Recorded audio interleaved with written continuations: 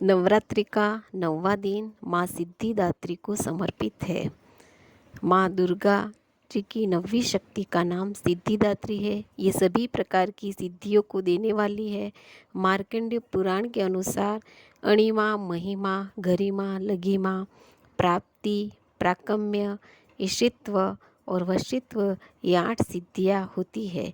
ब्रह्मवेद पुराण के श्री कृष्ण जन्मखंड में यह संख्या 18 बताई गई है।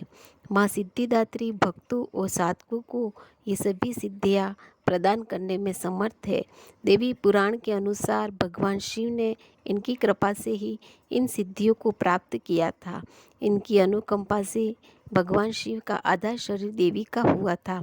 इसी कारण वह लोक में अर्धनारीश्वर नाम से प्रसिद्ध हुए। माँ सिद्धिदात्री 4 भुजाओं वाली है। इनका वाहन सिंह है। ये कमल पुष्प पर भी आसीन होती है। इनकी दाहिनी तरफ के नीचे वाले हाथ में चक्र, ऊपर वाले हाथ में गदा तथा बाईं तरफ के नीचे वाले हाथ में शंख और ऊपर वाले हाथ में कमल पुष्प है। नवरात्रि पूजन के 9वें दिन इन माता जी की उपासना की जाती है। इस दिन शास्त्रीय विधि विधान और पूर्ण निष्ठा के साथ में साधना करने वाले साधक को सभी सिद्धियों की प्राप्ति हो जाती है।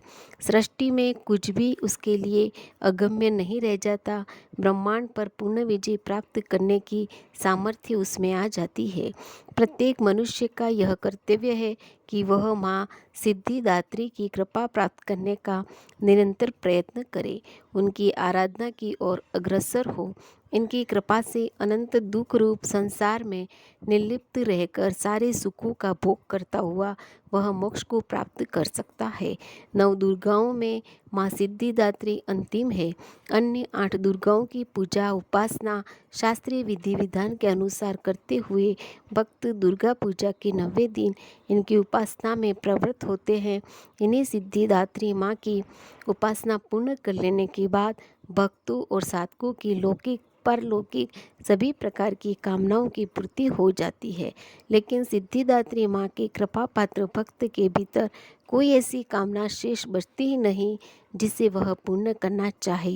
वह सभी सांसारिक इच्छाओं, आवश्यकताओं और स्पृहाओं से ऊपर उठकर मानसिक रूप से माँ भगवती के दिव्य लोकों में विचरण करता हुआ, उनकी कृपा रस पीयूष का निरंतर पान करता हुआ विषय भोग शून्य हो जाता है।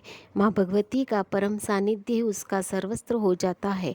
इसी परम पदों को पाने के बाद उसे अन्य किसी भी वस्तु की आवश्यकता नहीं रह जाती। माँ के चरणों का यह सानिध्य प्राप्त करने के लिए हमें निरंतर नियमनिष्ठ रहकर उनकी उपासना करनी चाहिए। माँ भगवती का स्मरण, ध्यान, पूजन हमें इस संसार की असारताओं का बोध कराते हुए वास्तविक परम शांति का अमृत पद की ओर ले जाना वाला है। जय माता जी।